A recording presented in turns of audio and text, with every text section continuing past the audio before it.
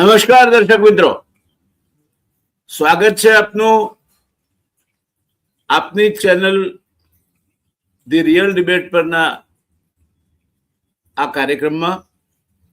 હું આપનો દોસ્ત જયનારાયણ વ્યાસ. આજના આપણા મહેમાન છે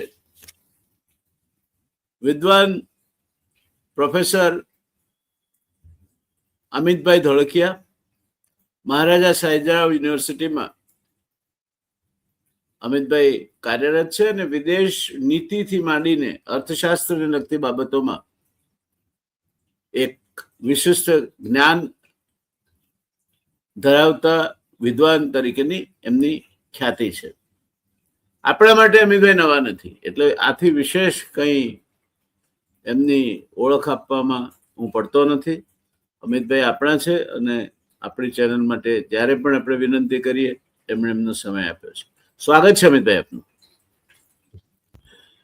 સર, આજે જે ચર્ચા કરવી છે એનો વિષય કંઈક એવો છે કે હમણાં જે જાહેરાત કરી યુએઈએ એ પ્રમાણે 1 મે 2026 એ ઓપેક અને ઓપેક પ્લસ, એટલે ઓપેક કન્ટ્રીઓ ઉપરાંત ઈરાક અને રશિયા જેવા ઓપેક પ્લસમાં મેમ્બર છે, એનાથી પોતાનો નાતો તોડી નાખવા માંગે છે.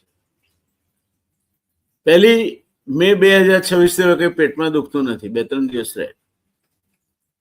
તો આ આખી ઘટનાને ઓઇલ પ્રોડ્યુસિંગ એક્સપોર્ટિંગ કન્ટ્રીઝ નું જે જૂથ, ઓપેક પ્લસનું જે જૂથ અને જે ખનીજ તેલના વેપાર ઉપર એની પકડ, એ બાબતે થોડુંક આપ અમારા દર્શક મિત્રોને આપ સમજાવશો કે આ ઓપેક છે શું અને યુનાઇટેડ અરબ એમિરાત એમાંથી કેમ નીકળી જાય છે?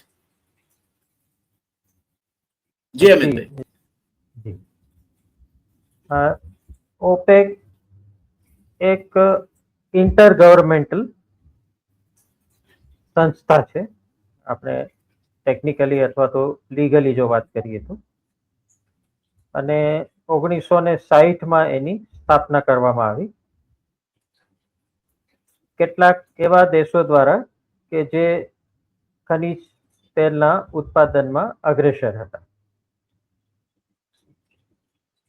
એની પાછળનો હેતુ એ હતો કે એક પ્રાઇસ રેગ્યુલેશન આવે અને પ્રાઇસનું સ્ટેબિલાઇઝેશન પણ થાય. જો ખનિજ તેલનું ઉત્પાદન કરતા મહત્વના દેશો એક સાથે એક જ પ્લેટફોર્મ પર આવે તો, એટલે ઇકોનોમિક્સમાં જેને કાર્ટેલ કહીએ કે એક કાર્ટેલ તરીકે આ ઓપેકની સ્થાપના કરવામાં આવી, જેથી કરીને પ્રોડક્શનના રેગ્યુલેશન દ્વારા પ્રાઇસનો કંટ્રોલ કરવો. પ્રાઇસનો કંટ્રોલ કરવા માટેની એની પાસે જે એક મહત્વનું ટૂલ છે એ છે કે જેને મન ફાવે એટલું પ્રોડક્શન ઓઇલનું ના કરે અને અંદરની કોમ્પિટિશનને કારણે બધાને ગેરલાભ ના થાય. જેમ કોઈ એક વિસ્તારમાં 5-6 દુકાનવાળા હોય અને એમની વચ્ચે કોમ્પિટિશન થાય તો ભાવ નીચે કરવા માટે ક્યાંક એ અવનવા નુસ્ખાઓ અપનાવતા હોય અને સરવાળે એવું થાય કે આ હરીફાઈમાં ભાવ ઓછા કરવાની હરીફાઈમાં છેલ્લે બધાને નુકસાન થાય અને એ આખી જે આર્થિક પ્રવૃત્તિ છે એનો વિકાસ અટકી જાય. એટલે મુખ્ય હેતુ એ હતો કે દુનિયામાં ખનિજ તેલ લિમિટેડ દેશો પાસે જ છે અને આ લિમિટેડ દેશો જો પોતાની નીતિઓમાં કોઓર્ડિનેશન લાવે, ખાસ તો પ્રોડક્શનનો જે કોટા છે એ બાબતમાં જો એ કોઓર્ડિનેશન સાથે કામ કરે અને પ્રાઇસની બાબતમાં પણ એક કોઓર્ડિનેશનથી જો કામ થાય તો આજે સેમી અને મર્યાદિત એવો નેચરલ રિસોર્સ છે એનું સારી રીતે સંવર્ધન પણ થઈ શકે અને આ ઓઇલ સેક્ટરનો as a business and economic sector તરીકે વિકાસ થાય. એટલે 11 દેશો અત્યારે આ ઓપેકના બપોરે સભ્યો છે. એમને સાંજે જ અને સૌથી મહત્વના જે ઓપેકના અત્યારના દેશ સભ્યો છે એમાં સાઉદી અરેબિયા અને યુએઈ અને ઈરાન, આ ત્રણે સૌથી મહત્વના દેશો છે. દુનિયામાં સૌથી જે હાઈએસ્ટ પ્રોડક્શન છે, હું ખાસ દર્શકોની માહિતી માટે કહું છું કે જે દેશો હાઈએસ્ટ પ્રોડક્શન કરી રહ્યા છે ઓઇલનું, આ દેશો ઓપેકના સભ્ય દેશ નથી. એટલે સર, અવાજ આપનો એકદમ વાઇબ્રેટિંગ આવે છે, ધીમો આવે છે ને આવતો નથી બરાબર.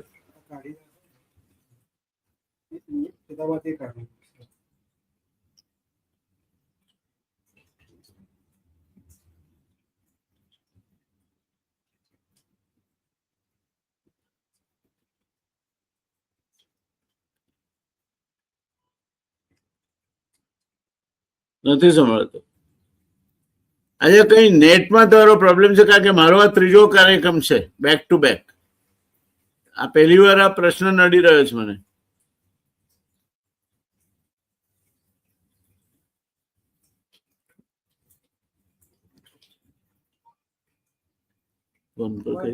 ઇયરફોન કાઢવો પડશે. ઇયરફોન તો કાઢી નાખ્યો. પિન કાઢી નાખ્યું. પેલામાંથી ઇયરફોન ની પિન કાઢી નાખો તમે તો. ઓકે, આવી રહ્યો છે. હવે અવાજ આવે છે બરાબર? હા, હવે એકદમ મસ્ત મસ્ત. ઓકે, તો પેલું ઇયરફોન કાઢી નાખ્યું. હા, બસ હવે ફરીથી એકદમ સરસ આવે. એકદમ સરસ આવે. હાજી હાજી હાજી. ફરીથી શરૂ પેલું કરીએ. જૂનું રેકોર્ડિંગ આપણે ના, એને ઇટ વિલ ગો.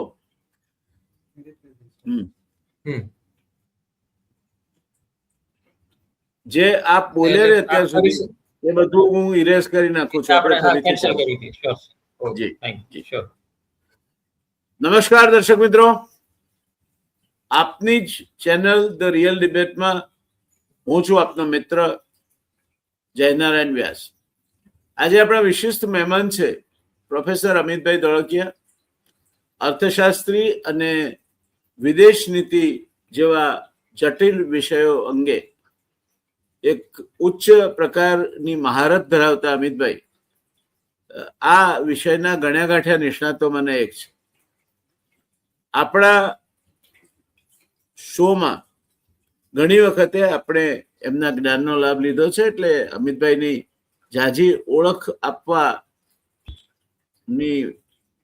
વિધિમાં સમય બગાડ્યા વગર અમિતભાઈ, આવકાર છે આપને. અને સીધા વિષય પર આવીએ તો જે યુનાઇટેડ આરબ એમિરેટ્સ, જેને આપણે યુએઈ તરીકે ઓળખીએ છીએ, એણે 1 મે 2026 થી ઓપેક અને ઓપેક પ્લસ આ બંને જૂથોમાંથી નીકળી જવાનો નિર્ણય લીધો છે. ટૂંકા ગાળાનો નિર્ણય લો, 2 જ દિવસ રહ્યા વચ્ચે. તો આ શું છે એની પ્રાથમિક સમજથી આપણે શરૂઆત કરીએ કે આ ઓપેક દેશો શું છે અને એમાં યુએઈ નું સ્થાન શું છે. કારણ કે 1967 થી આ જૂથમાં, આપણે કહ્યું અગાઉ કે 1960માં આ ઓપેક જૂથની રચના થઈ. 1967 થી, એ વખતે અબુધાબી હતું, પછી અલગ રાજ્ય થયું યુનાઇટેડ અરબ એમિરેટનું. એટલે 1967 થી યુએઈ તરીકે એમાં એ જોડાયું. તો આ વિષય અંગે થોડીક પ્રાથમિક સમજથી આપણે શરૂઆત કરીએ. Over to you Amitbhai. જી, નમસ્તે જયનારાયણભાઈ. આ વિષય આમ જોવા જઈએ તો ખાસો એવો ટેકનિકલ વિષય છે, પરંતુ દર્શકોની જાણકારી માટે આપણે થોડું એને સરળ રીતે રજૂ કરવાની કોશિશ કરીએ. ઓપેક એ સામાન્ય રીતે આપણા માધ્યમોમાં, ખાસ તો જે મેઇન સ્ટ્રીમ મીડિયાની ચર્ચાઓમાં હાલમાં એટલો બધો જાણીતો શબ્દ નથી.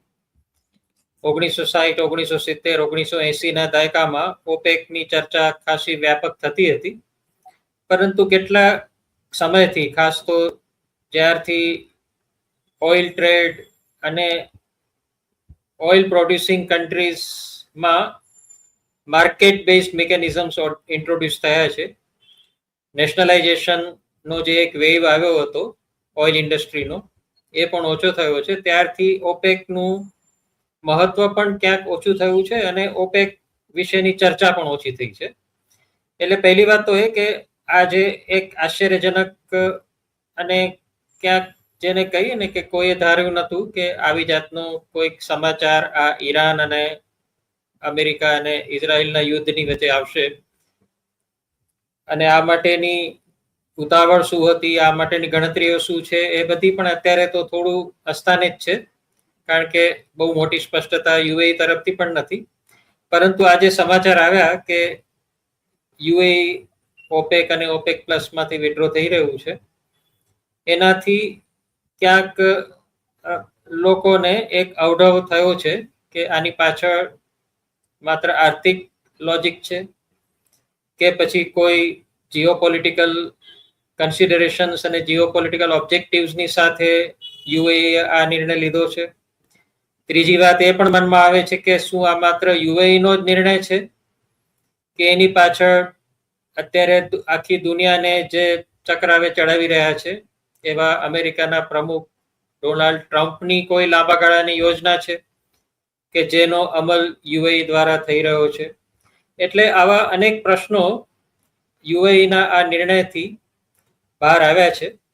પરંતુ દર્શકો માટે એ વાત જાણવી જરૂરી છે કે આ ઓપેક છે શું. ઓપેક આમ જોવા જઈએ તો જે એના નામમાં જ આવે છે એ રીતે organization of petroleum exporting countries, એટલે આ એક ઇન્ટર ગવર્મેન્ટલ ઓર્ગેનાઇઝેશન છે અને એનું મુખ્ય મથક વિયેના, ઓસ્ટ્રિયા ખાતે છે, કે જેમાં એવા દેશો સંમિલિત છે કે જે વિશ્વમાં ખનિજ તેલના ઉત્પાદનમાં અગ્રેસર છે. અને એની સ્થાપના 1960માં કરવામાં આવી હતી. એક બગદાદ કોન્ફરન્સ તરીકે જાણીતી થઈ, જેમાં આ દેશોના પ્રતિનિધિઓ ભેગા થયા હતા. ત્યારબાદ એમને નક્કી કર્યું કે આપણે એક ઔપચારિક સંગઠન બનાવવું જોઈએ, અને એની પાછળનો મુખ્ય હેતુ છે કે પ્રાઇસ સ્ટેબિલાઇઝેશન અને best price realisation. Unnecessary competition દ્વારા, કારણ કે આ એક કોમોડિટી છે કે જેને માર્કેટમાં વેચવા માટે લિમિટેડ સપ્લાયર્સ છે. બધાને ખ્યાલ છે કે આ એવી કોમોડિટી છે કે રાતોરાત કોઈ સપ્લાયર આવવાનો નથી, કારણ કે આ નેચરલ રિસોર્સ છે અને આ લિમિટેડ સપ્લાય વાળો નેચરલ રિસોર્સ છે અને બહુ સીમિત દેશો પાસે આ નેચરલ રિસોર્સ છે. એટલે આમાં ફ્રી માર્કેટ કે ફ્રી કોમ્પિટિશન નું બહુ મોટું લોજિક ચાલે નહીં, અને બધાને ખ્યાલ છે કે આમાં કોઈ નવો ઉત્પાદક પણ રાતોરાત કે દાયકાઓમાં પણ ઊભો નથી થવાનો. તો શા માટે આ જે લિમિટેડ કન્ટ્રીઝ છે કે જે દુનિયામાં ઓઇલ નું પ્રોડક્શન કરી રહ્યા છે, જેમની પાસે ઓઇલનો નેચરલ રિસોર્સિસ છે, અને જે સપ્લાયર છે, જે એક્સપોર્ટર્સ છે, આખી દુનિયા તો એની ઇમ્પોર્ટર છે. આ એક્સપોર્ટર કન્ટ્રીઝની લિસ્ટમાં તો બહુ ઓછા દેશો છે. તો શા માટે આ જે એક્સપોર્ટ કરનારા દેશો ભેગા ના થાય અને એક કાર્ટેલ બનાવે? કાર્ટેલ એટલે એક એવી વ્યવસ્થા કે જેમાં ઉત્પાદકો ભેગા થઈ બે વાત નક્કી કરે છે. એક તો પ્રોડક્શન અને બીજું પ્રાઇસ. પ્રાઇસ પ્રોડક્શન ઉપર આધારિત છે. એટલે પ્રોડક્શન પર જો એક નિયંત્રણ આવે અને કોઓર્ડિનેશનથી એ પ્રોડક્શન થાય તો એક સીમિત એવો જે વર્ગ છે સપ્લાયર્સનો, એમાં કોમ્પિટિશન દ્વારા બધાને નુકસાન ના થાય. ક્યારેક આપણે જોઈએ છે તેમ કન્ઝ્યુમર માર્કેટમાં ડિસ્કાઉન્ટ, સેલ આ બધાની હોડ લાગતી હોય છે કે એક્સ દુકાનવાળો કે હું 50% ડિસ્કાઉન્ટ આપીશ તો બીજો કહેશે કે હું 70% ડિસ્કાઉન્ટ આપીશ, જેથી કરીને મારો માલ વધારે વેચાય. તો આવી કોઈ પરિસ્થિતિ ઊભી ના થાય કે જેમાં એક ઓઇલ એક્સપોર્ટર એવું કે હું એક બીજા દેશ કરતા તમને 10% ઓછા ભાવે મારું ઓઇલ વેચીશ, કારણ કે મને ઇમિડિયેટલી કોઈક ફોરેન કરન્સીની જરૂરત છે, મને આર્થિક રીતે વધારે જરૂરત છે, તો હું સસ્તામાં પણ મારું ઓઇલ કાઢી નાખીશ. પરંતુ આવું કરવામાં આખી જ માર્કેટને નુકસાન થાય. એટલે આ દેશોએ નક્કી કર્યું, જેમાં અત્યારે 11 જેટલા દેશો છે, કે આપણે ભેગા થઈ અને આપણો પ્રોડક્શન કોટા નક્કી કરવો, જેથી કરીને આપણે પ્રાઇસ ઉપર પણ કમાન્ડ રાખી શકીએ અને સાથે સાથે ઓઇલ ઇન્ડસ્ટ્રીને લગતા જે મેજર પ્રશ્નો છે એમાં આપણે બધા એક સાથે મળીને કામ કરીએ. આપણે બધાનું ઓઇલ વેચાવાનું જ છે, એમાં તો કોઈ સંભાવના નથી કે આપણે કાર્ટેલ બનાવીશું એટલે કોઈ એક જણનું ઓઇલ નહીં વેચાય, કારણ કે આ સીમિત સપ્લાય છે. દુનિયામાં જેટલી જરૂરત છે એના કરતાં સપ્લાય ઓછી છે, એટલે કોઈએ એવી ચિંતા રાખવાની જરૂરત નથી કે આપણું ઓઇલ વેચાશે નહીં. ઓઇલ તો બધાનું વેચાશે, પણ એ અનનેસેસરી હરીફાઈમાં આપણે ઓછો ભાવ મળે એના કરતાં આપણે બધા ભેગા મળીને આપણો જે કંઈ પણ ઓઇલનો જથ્થો છે એને એવી રીતે પ્રોડ્યુસ કરીએ કે એક કોઓર્ડિનેટેડ રીતે આપણે પ્રાઇસ મિકેનિઝમ ઊભું કરીએ. આ એક એની પાછળનો હેતુ હતો. પરંતુ બાદમાં આ હેતુ જેને કહીએ ને કે એક રીતે મોનોપોલી તરીકે ડેવલપ થઈ ગયો અને 1970ના દાયકામાં જે ઓપેક ક્રાઇસિસ આવી એમાં એવું આવ્યું કે એમને અણધારી રીતે રાતોરાત ઓઇલના ભાવ વધારવાનો નિર્ણય લીધો, જેણે દુનિયામાં એક બહુ મોટી આર્થિક કટોકટી ઊભી કરી અને એટ ધ સેમ ટાઈમ એક એવી ભાવના આવી કે આ તો કેટલાક દેશો ભેગા મળીને વિશ્વ અર્થવ્યવસ્થામાં દાદાગીરી કરી શકે, કારણ કે ઓઇલ એક એવી કોમોડિટી છે કે જેના ઉપર આખી જ અર્થવ્યવસ્થા અવલંબિત છે. તો આ કેટલાક 10-12 દેશો જો ભેગા થઈ જાય તો આખી જ દુનિયાની અર્થવ્યવસ્થાને એ ઉપર નીચે લાવી શકે. આવી એક દહેશત ઊભી થઈ. બીજી એક બાબત પણ નોંધવા જેવી છે કે દુનિયામાં જે સૌથી મોટા ઓઇલ પ્રોડ્યુસર્સ છે એ સમહાવ ઓપેકમાં સભ્ય નથી. એટલે અમેરિકા દુનિયાનો સૌથી મોટો ઓઇલ પ્રોડ્યુસર છે આજે, એ ઓપેકમાં સભ્ય નથી. રશિયા ઓપેક પ્લસમાં છે પણ મેઇન ઓપેકમાં નથી. કેનેડા પણ ચોથા નંબરે દુનિયાનો મહત્વનો ઓઇલ પ્રોડ્યુસિંગ કન્ટ્રી છે, પરંતુ એ ઓપેકમાં નથી. ચાઇના પણ ઓપેકમાં નથી. એટલે મહત્તંશે મિડલ ઇસ્ટના અને કેટલાક આફ્રિકાના દેશો જે નાનું પ્રોડક્શન કરી રહ્યા છે એ જ ઓપેકના સભ્યો છે. અને આ એક મુખ્યત્વે મિડલ ઇસ્ટ કેન્દ્રિત અથવા તો વેસ્ટ એશિયા કેન્દ્રિત એવી ઓઇલ કાર્ટેલ બની રહી છે અને ધીરે ધીરે એનો પાવર પણ ઓછો થઈ રહ્યો છે. ઓપેકનો પોતાનો જે આર્થિક જે એક એનું પાવર હતો વિશ્વ માર્કેટમાં, કારણ કે બીજા પ્રોડ્યુસર છે કે જે ઓપેકની બહાર છે, રશિયા છે, અમેરિકા છે અને ચાઇના પણ છે, એ ઓપેકના નિયંત્રણમાં નથી, ઓપેકના નિયમોથી પણ બંધાયેલા નથી. એટલે જ્યાં સુધી લાર્જેસ્ટ કન્ટ્રીઝ આ કાર્ટેલના સભ્ય ના થાય ત્યાં સુધી પૂરેપૂરો એનો હેતુ બહાર ન આવે અને આ જ પરિસ્થિતિ ઊભી થઈ. અને આંતરિક પણ જે વિખવાદો થયા ઓપેકમાં, અને અત્યારે પણ છે કે ઈરાન, ઈરાક, યુએઈ અને સાઉદી અરેબિયા જે 4 મહત્વના દેશો છે, એ ચારો વચ્ચે પણ કોઈક ને કોઈક રીતે ક્યાંક હરીફાઈ છે, ક્યાંક દુશ્મની છે, ક્યાંક એકબીજા વિશે શંકા કુશંકાઓ છે.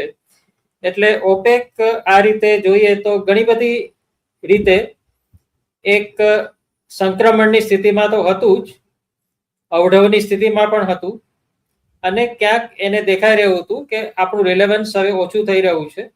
સભ્યો પણ હવે આપણા પ્રત્યે એટલા બધા નિષ્ઠાવાન નથી રહ્યા એમની નીતિઓની રીતે અને પ્રોડક્શનના કોટા કંટ્રોલ કરવાની રીતે. એમાં આ જે યુએઈ નો નિર્ણય આવ્યો છે કે જે ઓપેકમાં 3જા નંબરે છે ઓઇલ પ્રોડક્શનમાં, એનાથી જરૂર ઓપેક સંસ્થા વિશે પણ કેટલાક નવા પ્રશ્નો ઊભા થશે અને આવનારા સમયમાં આખું જે વિશ્વની ઓઇલ માર્કેટ છે, એનર્જી માર્કેટ છે, ઓઇલ અને હવે તો એમાં નેચરલ ગેસ પણ જોડાયેલો છે, એટલે ઓઇલ અને નેચરલ ગેસની જે માર્કેટ છે એમાં કોઈ પાયાગત મૂળભૂત ફેરફારો લાવવાની ઉમ્મીદ સાથે અને એ ઉદ્દેશ્ય સાથે કદાચ આ પગલું યુએઈએ ભરેલું હોય, અને માત્ર એનું પગલું ના હોય, એની પાછળ કોઈ એક લાંબા ગાળાની યોજના હોય એવું સ્પષ્ટ અત્યારે તો લાગી રહ્યું છે. હવે આવનારા સમયમાં જ આપણને ખબર પડશે કે યુએઈ ના નિર્ણયથી ખરેખર ઓઇલ માર્કેટ પર કેટલી ઇમ્પેક્ટ પડે છે. અત્યારે તો લગભગ આપણે જોયું તેમ 10% જેટલા ભાવ વધી ગયા એક નીજર્ક રિએક્શનમાં, પરંતુ આવનારા સમયમાં આની અસરો શું થશે, બીજા સભ્યો પણ વિચારશે કે અમે પણ ઓપેક માંથી નીકળી જઈએ અને અમારું સ્વતંત્ર રીતે નિર્ણયો લઈએ. આ બધા ભવિષ્યના પ્રશ્નો છે કે જેના ઉપર વિશ્વના અર્થતંત્રની નજર રહેશે. જય નારાયણભાઈ. ધન્યવાદ. અમિતભાઈ, ખૂબ સરસ રીતે આપે સમજાવ્યું અને આપે એ વાત પણ સાચી કહી કે આ એવો જટિલ વિષય છે કે એટલી સરળતાથી એની સમજ સામે મૂકવાનું કામ એક સફળ શિક્ષક જ કરી શકે અને આપે બહુ બખૂબી કર્યું છે. દોસ્તો, મૂળ વાત છે માંગ અને પુરવઠો. તમે માંગને નિયંત્રિત કરો તો પણ ભાવ દબાય, પુરવઠાને નિયંત્રિત કરો તો પણ ભાવ દબાય અથવા વધે. એટલે એને પ્રાઇસ સેન્સિટિવિટી ઓફ ડિમાન્ડ કે છે અર્થશાસ્ત્રની ભાષા. આ ન થાય અને પોતાના મટીરિયલના ભાવ તૂટી ન પડે, ખોટી અંદર અંદરની સ્પર્ધા ઊભી ન થાય. અરે થાય તો શું થાય એનો આપણા દેશનો એક દાખલો આપો અમિતભાઈ. મારા બેલ્ટનો છે, સિદ્ધપુર ઊંઝા બેલ્ટમાં 1970 થી માંડીને આગળના દાયકામાં એ 30-40 વર્ષ એવા હતા કે 5 જ કંપનીઓ હતી જે સિલિયમ હસ્ક, જેને ઘોડાજીરુમાંથી ફોતરી ઉખાડી લે એ સિલિયમ હસ્ક કહેવાય, ઈસબગુલ, એ ઉત્પાદન કરવાનું કામ કરતી. હવે આ 5 કે 6 ઉત્પાદકો હતા અને એમના પાસેથી ખરીદનાર એક જ કંપની એસલ. પણ એ કંપની એવી રમત કરી આ લોકોની સાથે કે એક જમાનામાં $4-4.5 પ્રતિ કિલો નો ભાવ હતો, તે ઘટીને 90 સેન્ટ સુધી પહોંચ્યા લોકો. અને દર વર્ષે ભેગા થાય, કોઈ માતાના મંદિરે સોગન ખાય કે આપણે એકબીજાનું અંડર કટિંગ નહીં કરીએ. એ જમાનો મોબાઈલનો નહોતો, ઈમેલનો નહોતો, તારથી કેબલથી વ્યવહાર ચાલતો. અને અમિતભાઈ, તમને જાણીને રમૂજ થશે કે કોઈ પણ એક કંપનીના ઉપર કોઈ વિદેશી બાયરનો તાર આવે તો એની પેલો ટેલિગ્રાફ ઓફિસ વાળો 6 નકલ કાઢી લેતો અને બાકીના ને પેલાનો તારની નકલ એ એટ પ્રીમિયમ પોસ્ટથી કરતો. એટલે આ કોમ્પિટિશન તોડી નાખે તો શું થાય એનો આદર્શ ઉદાહરણ અત્યારે પણ એક જ બાયર છે, મેજર બાયર્સ જે સિલિયમ હસ્કનો પ્રોક્ટર એન્ડ ગેમ્બલ છે. 200 કરતા વધારે પ્રોડક્ટ બનાવે છે. આપણે ત્યાં 10 પ્રોડક્ટથી વધારે બનતી નથી.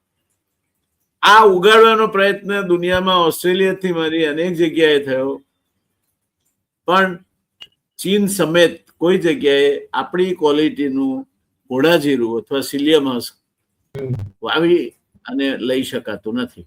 એટલે આપણે મોનોપોલી છીએ કુદરતી મહેરબાનીના કારણે. અને છતાં હરીફાઈ થઈ, જેના કારણે $4 કરતા વધારે પ્રતિ કિલો જે ભાવ હતો એ ઘટીને 90 સેન્ટ એટલે $0.9 થઈ ગયો, પાંચમા ભાગનો. એટલે આ ઓપેક દેશોએ વિચાર્યું હશે કે આપણે આ કરીશું તો આવું થશે. હવે અમિતભાઈ પાસે પાછા જતા પહેલા એક બીજી માહિતી પણ મૂકી દો તમારી સામે દર્શક મિત્રો, કે આ ઓપેકમાં દરેક દેશનો કોટા મળતો, એનાથી વધારે ના ઉત્પાદન કરી શકાય. એ વધારે ઉત્પાદન કરે તો વધારે બજારમાં જાય. પણ ઓપેક પ્લસના જે સભ્યો હતા, રશિયા, ઈરાક, એ લોકો આ કઈ પાળતા નહોતા. એ તો કે કઈ કરે કઈ, એના ઉપર કોઈ કાબુ નહોતો. પણ યુએઈ ને શું તકલીફ પડી તો અબુધાબી નેશનલ ઓઇલ કંપની એડનોક $150 અબજ ખર્ચે રિફાઇનરી બનાવી, જેની કુલ ક્ષમતા એ યુએઈ ની ઉત્પાદન ક્ષમતાના 40% જેટલી, એટલે લગભગ 50 લાખ બેરલ હતી. હવે યુએઈ ને કોટા મળે તો 35 લાખ બેરલ, એટલે એની પાસે વધારે તેલ હોવા છતાં એ નહોતું વેચી શકતું, એને પેટમાં દુખતું હતું. હું અમિતભાઈ સાથે સંપૂર્ણ સંમત છું કે કારણ શું હશે એ તો યુએ જાણે અને એના પાછળના પરિબળો જાણે. પણ એક કારણ એ પણ હતું કે આ 50 લાખ બેરલ રોજ ઉત્પાદન કરી શકે એ દેશ 35 લાખ બેરલ જ વેચવા માટે અધિકૃત હતો. હવે આ 50 લાખ બેરલ એ વેચતો થશે.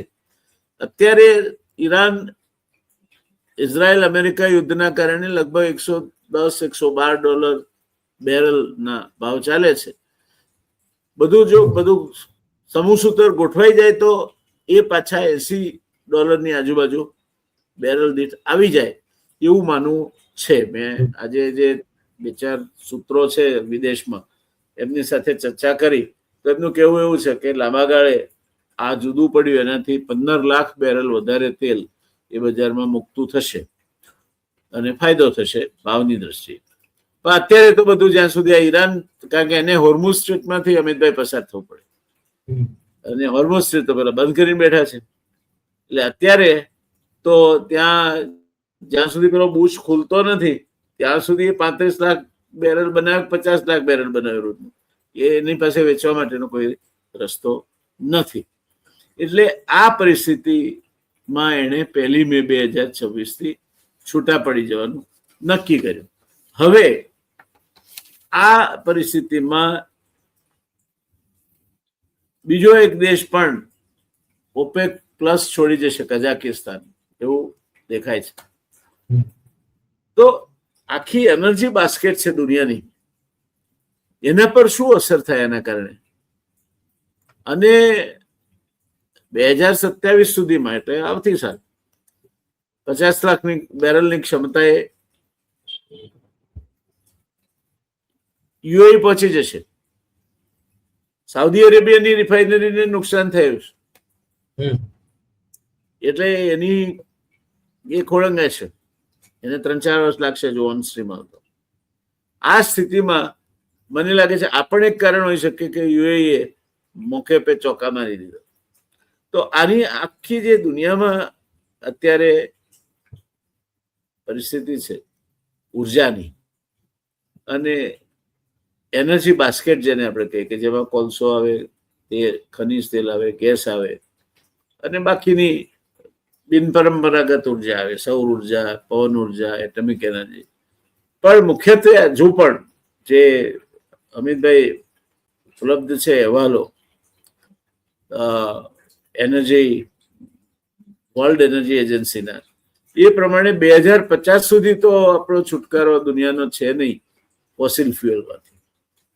એ કોલસો, ઓઇલ, ગેસ આપણા માથે ભાગેલા છે.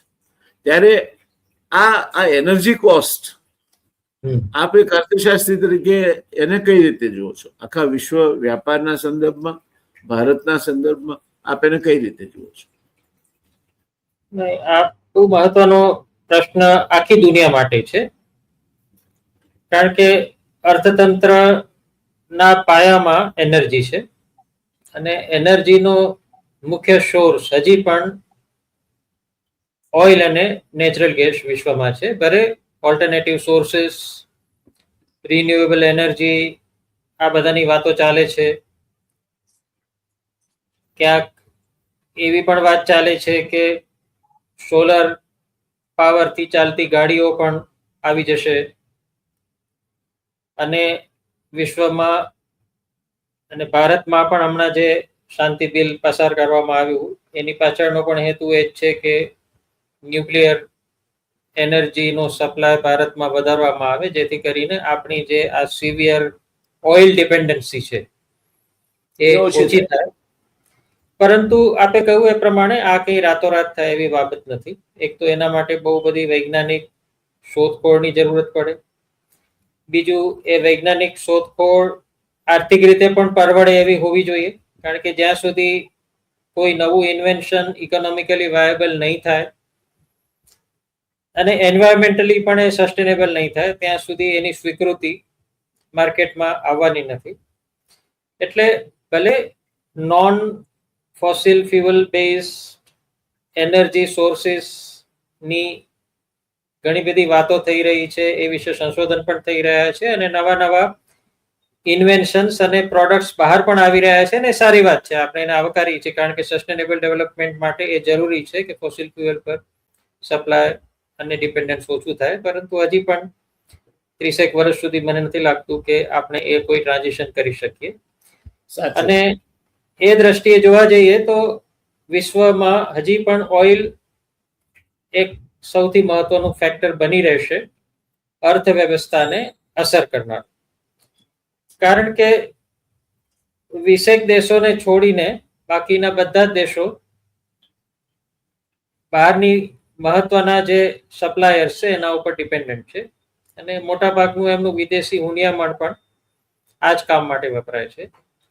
સાથે સાથે ડોલર ભેગા કરવાનું પણ આ ઓઇલ પ્રોડ્યુસિંગ દેશો માટે આ એક બહુ મહત્વનું સાધન છે, કારણ કે ડોલર પણ આજે દુનિયામાં એક પાવરનો સ્ત્રોત છે અને બધો જ ઓઇલ ટ્રેડ ડોલરમાં થાય છે અને ડોલરમાં થાય એ જ એનું એક પ્રાઇમરી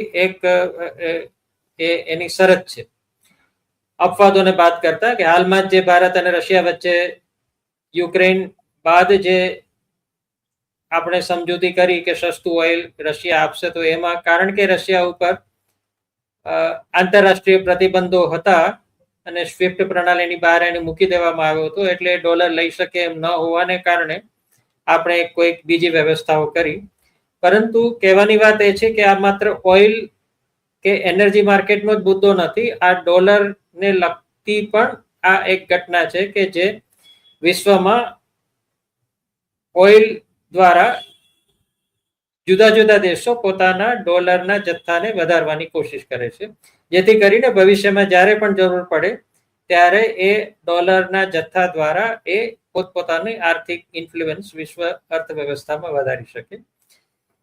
હવે પ્રશ્ન એ છે કે ઓપેક આમાં ક્યાં આવે છે? ઓપેક લગભગ 50% જેટલી ઓઇલ માર્કેટ કંટ્રોલ અત્યાર સુધી કરતું હતું, કરે છે રાધર, અને લગભગ 35% જેટલું પ્રોડક્શન પણ એ કંટ્રોલ કરે છે. મેં જેમ કહ્યું તેમ અમેરિકા, રશિયા, કેનેડા અને સેન્ટ્રલ એશિયાના કઝાકસ્તાન જેવા દેશો ઓપેકના સીધા સભ્યો ન હોવાને કારણે દુનિયાનું ઘણું બધું ઓઇલ પ્રોડક્શન એવું છે કે જે ઓપેકના નિયંત્રણમાં નથી. તેમ છતાં પણ ઓપેક પ્લસના દેશો પણ ક્યાંક ને ક્યાંક, કારણ કે માર્કેટ છે એટલે એ લોકો ઓપેકના જે પ્રોડક્શન અને પ્રાઇઝિંગને ધ્યાનમાં રાખીને પોતાના પ્રોડક્શન અને પ્રાઇઝિંગને નક્કી કરે છે. ઓપેકની મુખ્ય બાબત એ છે કે રિઝર્વ્સ રાખી મૂકવા. આમાં જે મતભેદ થયો છે યુએઈ અને ઓપેક વચ્ચે એ પણ એ જ છે કે અમને પ્રોડક્શન કેમ તમે વધારવા નથી દેતા? અમારી પાસે ઘણો બધો રિઝર્વ છે અને અમને અત્યારે જરૂરત છે આર્થિક રીતે એક્સપોર્ટ કરવાની, તો શા માટે ઓઇલ પ્રોડક્શન ઉપર નિયંત્રણ મૂકવામાં આવે છે અને રિઝર્વ્સ બનાવી રાખવા માટે ઓપેક દ્વારા ફરજ પાડવામાં આવે છે. આ એક બહુ મહત્વનો મુદ્દો છે કે જે સભ્ય દેશો માટે, ખાસ તો જ્યારે લિબરલાઇઝેશન આવ્યું ત્યારબાદ અને ઓઇલ માર્કેટ પણ ઘણી અંશે ફ્રી માર્કેટ મિકેનિઝમ્સથી ઇન્ફ્લુઅન્સ થવા લાગી, એટલે દેશોને એવું લાગ્યું કે હવે ઓપેકમાં રહેવાથી આપણને ફાયદો ઓછો છે, ગેરફાયદો વધારે છે. તો યુએઈને જે ઈચ્છા છે તે એ જ છે કે અમે અમારું પ્રોડક્શન વધારીને અમારી કમાણી વધારવા માંગીએ છીએ.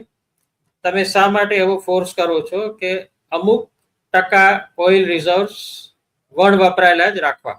એવું એક ઓપેકનો નિયમ છે અને એ પોતપોતાની એ બેઠકોમાં એ ડિમાન્ડ અને સપ્લાય દ્વારા નક્કી કરે છે કે આ મહિને આટલું જ પ્રોડક્શન આ દેશ દ્વારા કરવામાં આવશે. ભલે તમારી પાસે ગમે તેટલા રિઝર્વ હોય, તમારે એનાથી વધારે પ્રોડક્શન ના કરવું. તો મુખ્ય બાબત એ છે કે આમ કરીને મેમ્બર કન્ટ્રીની સાથે ક્યાંક અન્યાય થઈ રહ્યો છે એવું યુએઈને લાગે છે.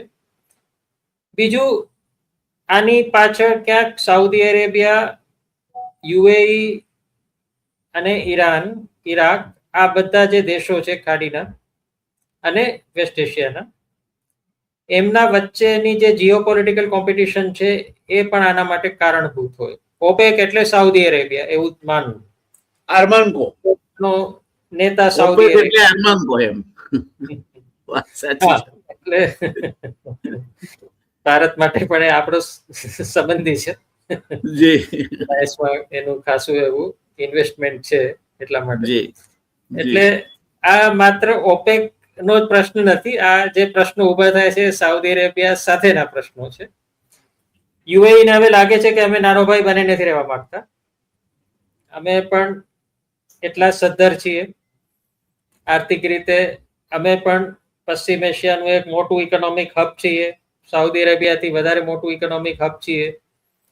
તો શા માટે સાઉદી અરેબિયાની પ્રભાવમાં અમે અમારા ઓઇલ માર્કેટની નીતિઓનું ઘડતર કર્યું?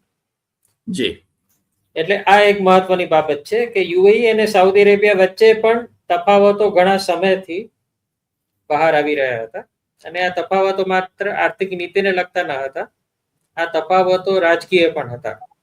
ભલે ઈરાનનો જ્યાં સુધી સવાલ છે, બંને દેશો એના ભોગ બનેલા છે. એ ઈરાન જોડે તો બંનેને વાંધો છે, પરંતુ સાઉદી અરેબિયા અને યુએઈ વચ્ચે પોતાના પણ કેટલાક સ્વતંત્ર મતભેદો છે, અને મતભેદો મુખ્યત્વે યેમેનને લગતા પણ છે, ઇઝરાયલને લગતા પણ છે. અને યેમેન ઉપર યુએઈની આખી લાઈન જ જુદી છે. યુએઈ અમેરિકા જોડે વધારે તરફી વલણ ધરાવે છે સાઉદી અરેબિયાની તુલનામાં. સાઉદી અરેબિયા પણ અમેરિકાનું જ ફોલોવર છે, પરંતુ જો કંઈક તુલના કરવી હોય તો યુએઈ વધારે અમેરિકા તરફી છે સાઉદી અરેબિયાની તુલનામાં. છેલ્લે સાઉદી અરેબિયા દ્વારા જે કેટલાક નિશ્ચિત પગલાઓ લેવામાં આવ્યા, યુદ્ધ પહેલાની વાત છે આ, કે જેમાં ઈરાનની નજીક એને વાટાઘાટો શરૂ કરી, ચાઇના જોડે પણ સાઉદી અરેબિયાએ સંબંધો ઘનિષ્ઠ બનાવ્યા, અને પાકિસ્તાન જોડે પણ સાઉદી અરેબિયાએ જે સંધિ કરી એની સામે યુએઈને વાંધો છે, કારણ કે યુએઈ અને પાકિસ્તાનના સંબંધો સારા નથી. યુએઈ ભારતનો વધારે સારો મિત્ર છે, અને એ સમજે છે કે ભારતની માર્કેટ જ છે કે જેમાં, અને ભારતનો એક બહુ મહત્વનો ટ્રેડ પાર્ટનર પણ છે. એટલે યુએઈ અને પાકિસ્તાન વચ્ચે જે સંબંધો વધારે ઘનિષ્ઠ થયા, એમાં પણ યુએઈને સાઉદી અરેબિયા અને પાકિસ્તાન વચ્ચે જે સંધિ થઈ એમાં પણ યુએઈને વાંધો હતો. ઈરાન અને સાઉદી અરેબિયા વચ્ચેની વાટાઘાટો અને ચીનનું પણ એમાં એન્ટ્રી થઈ, એ બધા વિશે પણ યુએઈને કેટલાક તફાવતો હતા જ. એટલે ઘણા બધા રાજકીય તફાવતો પણ આની પાછળ જવાબદાર હોય એવું બની શકે કે યુએઈ હવે એક સ્વતંત્ર રીતે પશ્ચિમ એશિયામાં પોતાનું એક આધિપત્ય જમાવવાની ઘટનાની શરૂઆત કરવા માંગે છે, અને ઓપેકમાંથી નીકળવું આ એક લાંબા ગાળાની જે પ્રક્રિયા છે એની શરૂઆત તરીકે જોવામાં આવે છે. પરંતુ સૌથી જે મહત્વની બાબત જે હજી સુધી ખુલી નથી એ છે કે લગભગ બધા ઓબ્ઝર્વર્સ એવું માને છે કે આ અમેરિકાએ કરાવેલી બાબત છે. અમેરિકા જેમ હવે નેટોને તોડવા માંગે છે, બીજા બધા સંગઠનોને પણ તોડવા માંગે છે, એવી રીતે અમેરિકા ઓપેકને પણ તોડવા માંગે છે, કારણ કે ઓપેકને કારણે અમેરિકા વિશ્વની ઓઇલ માર્કેટમાં એ એચીવ નથી કરી શકતું જે એની લાંબા ગાળાની મુરાદ છે. એટલે શક્ય છે કે યુએઈની આ એક્ઝિટ ટ્રમ્પના કોઈક લાંબા ગાળાના આયોજનનો એ ભાગ હોય, અને જેમાં અમેરિકા વિશ્વમાં ઓઇલ માર્કેટને કંટ્રોલ કરનારું પરિબળ બનવા માંગે છે. ઓપેક જો તૂટે તો જ અમેરિકા એની આ મુરાદ પર લાવી શકે. એટલે જુદા જુદા જે મલ્ટીલેટરલ ઓર્ગેનાઇઝેશન્સની સામે અમેરિકાએ જે અત્યારે એક ઝુંબેશ ઉપાડી છે કે WTO પણ અમને ના જોઈએ, અમને યુનાઇટેડ નેશન્સ પણ ના જોઈએ, નેટો પણ હવે અમારે કોઈ જરૂરત નથી, અને ધીરે ધીરે નેટોને પણ અમે નબળું પાડીશું. આ જ એક લાંબા ગાળાના આયોજનની હેઠળ કે જેમાં તમામ મલ્ટીલેટરલ અને ઇન્ટરગવર્મેન્ટલ ઓર્ગેનાઇઝેશન્સને ટ્રમ્પ નબળું પાડી અને એક ઓલ્ટરનેટિવ પોતાની વિશ્વ વ્યવસ્થા ઊભી કરવા માટેની તૈયારી કરી રહ્યો હોય, એના ભાગરૂપે યુએઈને એને પ્રવોક કર્યું હોય કે એને એન્કરેજ કર્યું હોય કે તમે આ પગલું ભરો, અને જો તમે નીકળશો તો બીજા બધા દેશો જે તમારાથી ઓછા મહત્વના દેશો છે એમને પણ લાગશે કે હવે અમે પણ નીકળીએ, અને લાંબા ગાળે અમેરિકા એમને કોઈક જુદા જુદા પ્રલોભનોમાં આપી અને ઓપેકમાંથી દૂર કરી દે.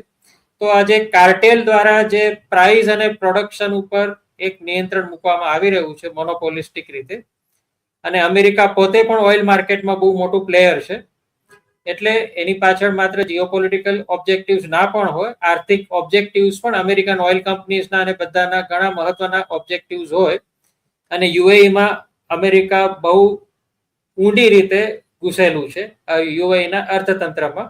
અમેરિકન ઓઇલ કંપનીઝ પણ યુએઈના અર્થતંત્રમાં બહુ ઊંડી રીતે પ્રવૃત્ત છે. વેનેઝુએલામાં તો એને કેપ્ચર કરી જ લીધું છે. એટલે એક જે લાંબા ગાળાની યોજના હોય કે અમેરિકા જ દુનિયાની ઓઇલ માર્કેટને પણ સંપૂર્ણપણે કંટ્રોલ કરે, અને એના માટે આ વેનેઝુએલા, યુએઈ, આવા બધા નાના નાના જે દેશો છે એના ઉપર કાં તો લશ્કરી રીતે કે રાજકીય રીતે કબજો મેળવો. ઈરાન પરના યુદ્ધમાં પણ ભલે બીજી બધી વાતો છે જ કે ડેમોક્રેસી લાવી અને ટેરરિઝમ અને ઇઝરાયલ ને આ બધું, પરંતુ એક મહત્વનું ઓબ્જેક્ટિવ ઈરાનના યુદ્ધમાં એ પણ છે કે ઈરાનના ઓઇલ સોર્સિસ ઉપર અમેરિકાનો કંટ્રોલ આવી જાય. ઈરાકના યુદ્ધમાં પણ એ જ એમનો હેતુ હતો કે ઓઇલ રિસોર્સિસ પર કંટ્રોલ લાવો. એટલે પશ્ચિમ એશિયાના જે ઓઇલ રિસોર્સિસ છે એના ઉપર કંટ્રોલ કરવાની અમેરિકાની જે એક યોજના રહે છે તેની મલ્ટીનેશનલ અને કંપનીઝની, એ પણ કદાચ આ યુએઈના ડિસિઝનની પાછળ હોય, પડદાની પાછળ એ ઘટના જવાબદાર હોય એવું માનવા માટે પણ ઘણા બધા કારણો આપણી સામે છે. Over to you Jaynarayan. ધન્યવાદ. દર્શક મિત્રો, અંગ્રેજીમાં એક શબ્દ પ્રયોગ છે, hitting the nail on the head. Professor અમિતભાઈએ એક્ઝેક્ટલી આવું કર્યું છે. કારણ કે સમાચાર એવા છે કે કેટલાક સમય પહેલા અમેરિકાના પ્રમુખ ડોનાલ્ડ ટ્રમ્પે ઓપેક સંગઠન થકી પોતાના સ્વાર્થ માટે જૂથબંધી કરી દુનિયાને લૂંટવામાં આવી રહી છે આવું સ્ટેટમેન્ટ કર્યું હતું. એમણે એવો આક્ષેપ કર્યો હતો કે આ સંગઠન એ આ રીતે દુનિયાને લૂંટે તે યોગ્ય નથી, અને એ રીતે યુએઈ ઓપેક સંગઠન છોડી દે તો એનું પહેલું લાભાર્થી તેમજ ઉર્જા અર્થવ્યવસ્થા બદલાય તેનો લાભ અમેરિકાને મળશે. અમેરિકા ઈચ્છે છે કે તેલ મોંઘું થાય. એનું કારણ એ છે કે અમેરિકામાં જે ત્યાં ઉત્પાદન તેલ કરે છે એ શેલ ઓઇલ કે છે, જમીનમાંથી જે કાઢે છે એ સહેજ હેવી ઓઇલ છે, અને એ આ જે ઓપેકનું તેલ છે, જે બ્રેન્ટ ઓઇલના ભાવ, બ્રેન્ટ ક્રૂડના, એના કરતા મોંઘું પડે છે એમને. એટલે આ તેલના ભાવ વધે તો અમેરિકન તેલ બજારમાં વેચાય. હવે એ થાય તો શું થાય? તો અમેરિકા, ઇઝરાયલ ને ઈરાનનું યુદ્ધ ચાલ્યું. સામાન્ય રીતે તો આપણે નુકસાનીનું જ બધું સાંભળીએ છીએ. તો I was just studying one analysis. Amitbhai, એમાં માર્ચ 2026માં એક જ મહિનામાં યુરોપને એનર્જીની ઊંચી કિંમતો પેટે 25 બિલિયન યુરો ની વધારાની ચૂકવણી કરવી પડી. અમેરિકા 33 બિલિયન યુરો કમાયું તેલ વેચીને, અને ઈરાન $37 બિલિયન યુરો કમાય. એટલે આ તેલનું રાજકારણ અને એની શું સ્થિતિ છે એના આ આંકડા પરથી તમને ખ્યાલ આવશે દર્શક મિત્રો. બીજી એક વાત છે કે આ તેલનું પણ હવે એ લોકોને રોકડી કરી લેવી છે, કારણ કે 20-25 વર્ષથી આગળ કંઈ ભાવી નથી. જર્મનીએ પોતાના બધા જ એનર્જીના જે કન્ઝમ્પશનના જે સ્ત્રોત છે એને હાઇડ્રોજન પર નાખી દેવાનું નક્કી કર્યું છે. એટલે મોટા પાયે એક રૂપાંતરણ ચાલી રહ્યું છે જર્મનીમાં કે જેમાં hydrogen will be used as a major fuel. Scandinavian કન્ટ્રીના જે કન્ટ્રી છે એના એક દેશમાં already they have succeeded in transmitting wirelessly the electricity. હવે આ જે દિવસે મોટા પાયે શક્ય બને તે દિવસે જાપાન એક મોટું સોલર સ્પેસ સ્ટેશન અવકાશમાં સ્થાપીને બેઠું છે, અને ઓલરેડી સ્ટેનફર્ડ યુનિવર્સિટી સાથે એ પ્રયોગો કરી રહ્યું છે. એમાં ઘણી સફળતા પણ મળી છે. બહામાસમાં 146 કિલોમીટર વાયરલેસલી આ ઇલેક્ટ્રિક એનર્જીને વેવ્સમાં કન્વર્ટ કરી વેવ્સમાં ઝીલીને રિકન્વર્ટ કરવાનું સફળતાપૂર્વક થયું છે. એટલે આવનાર સમયની જે ઉર્જાના વિકલ્પો છે તે હાઇડ્રોજન હશે, સૌર ઉર્જા હશે, જે હોય તે. પણ તેલની મોનોપોલી, ફોસિલ ફ્યુઅલની મોનોપોલી 2050 થી આગળ જાય એવું દેખાતું નથી. અને એટલે અમેરિકાનું જે પ્રોફેસર અમિતભાઈ આપણને વાત કરી તે તદ્દન સમજવા જેવી વાત છે. બીજું, આ પહેલી વાર એકલું યુએઈ છોડી રહ્યું છે ઓપેક એવું નથી. 2019માં ઇક્વેડોર અને એંગોલા પણ ઓપેક છોડી ચૂક્યા છે અને અમેરિકાના સ્ટેટ ડિપાર્ટમેન્ટના ભૂતપૂર્વ ઉર્જા સલાહકારના મત મુજબ સાઉદી અરેબિયાને હવે ઓપેક ચલાવવા માટે ઘણો ભાર ઉપાડવો પડશે, કારણ કે સાઉદી અરેબિયા પછી વધારેમાં વધારે ઓપેકમાં જો કોઈ ઓઇલ પ્રોડ્યુસિંગ કન્ટ્રી હોય તો યુએઈ છે. એ નીકળી જાય તો સાઉદી અરેબિયા ઉપર ભાર પડે અને ભવિષ્યમાં આ કારણે ક્રૂડ ઓઇલના ભાવમાં પણ મોટી ઉથલપાથલ થાય તે પ્રકારની શક્યતાઓ નિવારી શકાતી નથી. આવું બધું થવાની શક્યતાઓ છે અને એ શક્યતાઓ વચ્ચે મારો છેલ્લો પ્રશ્ન છે અમિતભાઈને કે સાહેબ આ આપણા ભારતનું શું થાય? આપણે 80% કરતા વધારે ક્રૂડ ઓઇલ અને ગેસ એનર્જી આયાત કરીએ છીએ અને આવનાર નજીકના ભવિષ્યમાં ભારત કઈ આ ઉર્જા ઇન્ડિપેન્ડન્સી અથવા તો ઉર્જા સ્વાયત્તતા કહો અથવા એનર્જી સિક્યોરિટી કહો એવું હાંસલ કરે તેવું દેખાતું નથી. તો આ બધી જે ચાલી રહી છે લડાલડી, એમાં મારો આપને છેલ્લો પ્રશ્ન એ છે કે ભારતનું શું થાય? જી, આ આપણા સૌને માટે સૌથી મહત્વનો આ પ્રશ્ન છે, કારણ કે ભારતમાં જે કંઈ પણ અંદરનું આપણું ખનિજ ઓઇલનું પ્રોડક્શન હતું એ ઘટી રહ્યું છે અને હવે લગભગ 90% જેટલું આપણું ઓઇલ છે તે ડિપેન્ડન્ટ છીએ આપણે. મોટાભાગનું આ ઓઇલ ભૌગોલિક કારણોસર આપણે પશ્ચિમ એશિયામાંથી જ લેવું પડે એ પ્રકારનું આપણું કમ્પલ્ઝન છે, કારણ કે ભૌગોલિક રીતે સૌથી નજીકનો એ ભૂખંડ છે કે જ્યાંથી આપણે ઓઇલ ઇમ્પોર્ટ કરવું આપણા માટે સુગમ પણ પડે છે અને સસ્તું પણ પડે છે. ભલે બીજા દેશો છે કે જેની પાસેથી આપણે અનિયમિત રીતે લઈ રહ્યા છીએ, ખાસ તો યુક્રેનના યુદ્ધ પછી જે પરિસ્થિતિ ઊભી થઈ એનો ટૂંકા ગાળાનો લાભ ઉપાડવા માટે આપણે રશિયાથી પણ ઓઇલ મંગાવવાનું શરૂ કર્યું, પરંતુ એ માર્ગ ઘણો લાંબો છે અને આર્થિક રીતે એ વધારાની કોસ્ટ ભારતની ઉપર ઇમ્પોઝ કરે છે. એટલે ઓપેક દેશો ઉપર આપણું અવલંબન ઘણું છે, સાઉદી અરેબિયા, યુએઈ, ઈરાન, આ 3 દેશો ઉપર ઓઇલ ઇમ્પોર્ટની દ્રષ્ટિએ. અને જો ઓપેક ક્યાંક તૂટે અથવા તો એમાં નીતિઓની બાબતમાં પરિવર્તન આવે તો એની સીધી અને બહુ મોટી અસર ભારતના અર્થતંત્ર પર થવાની છે.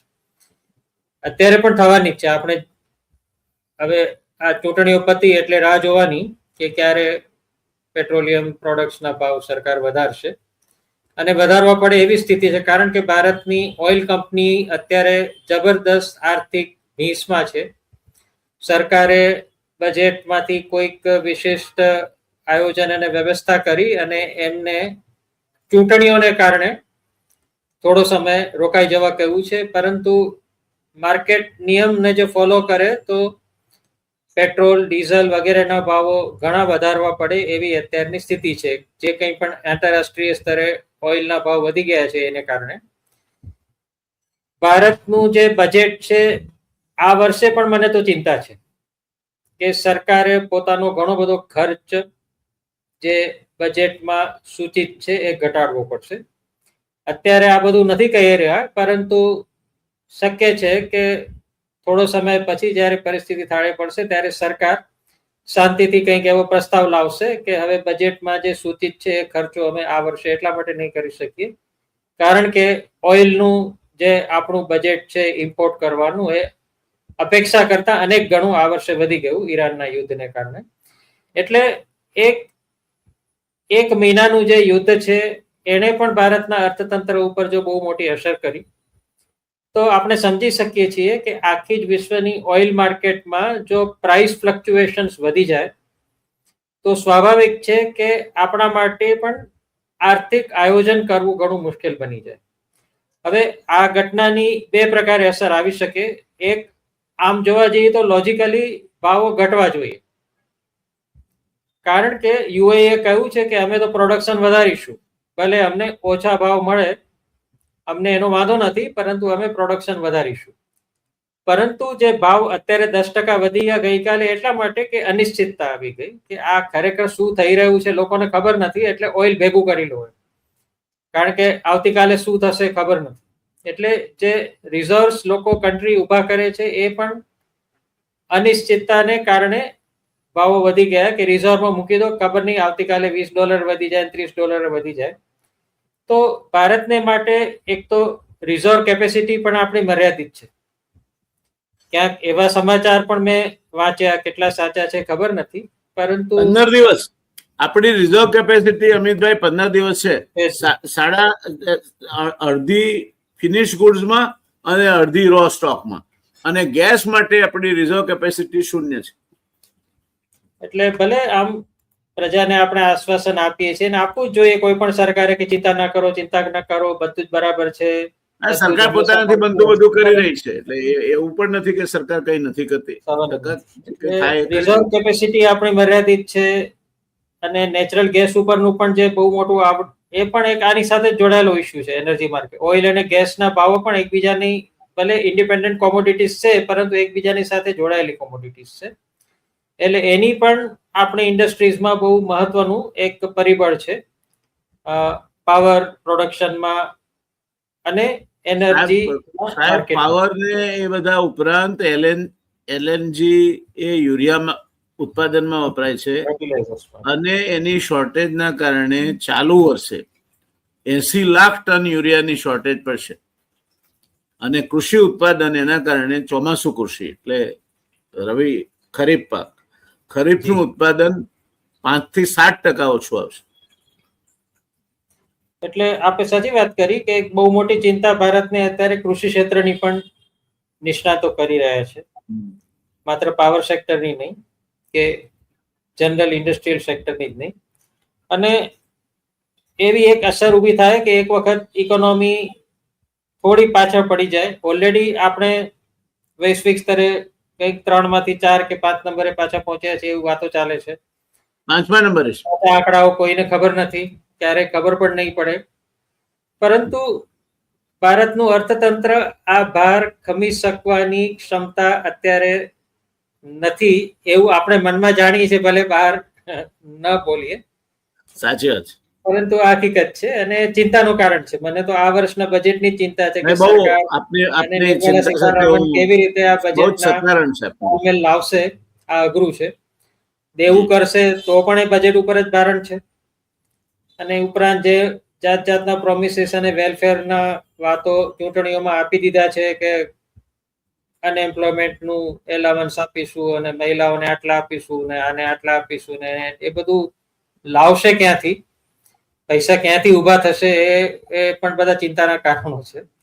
એટલે જરૂર આ માત્ર ઓપેકનો પ્રશ્ન નથી, ભારતને માટે મહત્વનો પ્રશ્ન છે કે આપણે સૌથી મોટા ઓપેકના ખરીદાર છીએ. One of the biggest buyers of OPEC countries oil is India, and definitely we should be worried and we should be planning about it. More particularly કારણ કે જીઓપોલિટિકલી આપણે આઇસોલેટ થઈ રહ્યા છીએ આ પશ્ચિમ એશિયાના રિજનમાંથી, એટલે એ તો પાછું વધારાની ચિંતાનું કારણ છે કે આપણી વાત ત્યાં કોણ સાંભળશે, કેટલી સાંભળશે, આ પણ એક ચિંતાની બાબત છે. એટલે ઓવરઓલ લેટ અસ હોપ કે ભારતનું અર્થતંત્ર આ બધાની અસરમાં ના આવે, નહીતર બહુ મોટું લાંબા ગાળાનું નુકસાન સામાન્ય પ્રજાને પણ થશે અને મોટા ઉદ્યોગોને પણ થશે. આપના મોંમાં ઘી સાકર એમ કહી શકાય અત્યારે તો, કારણ કે પરિસ્થિતિ એવી છે કે ભારત એમાંથી છટકી શકે તેમ નથી. નાણામંત્રીએ 53,000 કરોડ રૂપિયા તો માંગી લીધા છે ઇમરજન્સી સિચ્યુએશનમાં. એટલે દર્શક મિત્રો, આવનાર સમય મોંઘવારી, બેકારી, બેરોજગારી, સ્ટેગ્નેશન જેને કહેવાય, વૃદ્ધિ થંભી જાય, આ પ્રકારનો આપણા માટે આવવાનો છે. આખી દુનિયામાં આ પ્રકારનું આવશે પરિસ્થિતિ. એટલે એનાથી અલિપ્ત રહીને તો આપણે વૈશ્વિકરણના જમાનામાં ચાલી શકતા નથી. જોઈએ, આજે આ ચર્ચાને અહીં જ અટકાવીશું. ક્યારેક વળી નવરાશ મળશે ત્યારે પેટ્રોલ ડોલર વિશે વાતો કરીશું. આજે પ્રોફેસર અમિતભાઈ, આપનો ખૂબ ખૂબ આભાર. આપે ચર્ચાને અઘરા લાગતા વિષય ઉપર ખૂબ જ રસપ્રદ બનાવી અને સરળતાપૂર્વક દર્શક મિત્રો સમજી શકે તે રીતે રજૂ કરી. તે માટે આપનો ખૂબ ખૂબ આભાર. ધન્યવાદ. દર્શક મિત્રો આપનો પણ ધન્યવાદ. જય જય ગરવી ગુજરાત, જય જય ગરવી ગુજરાત, જય જય ગરવી ગુજરાત.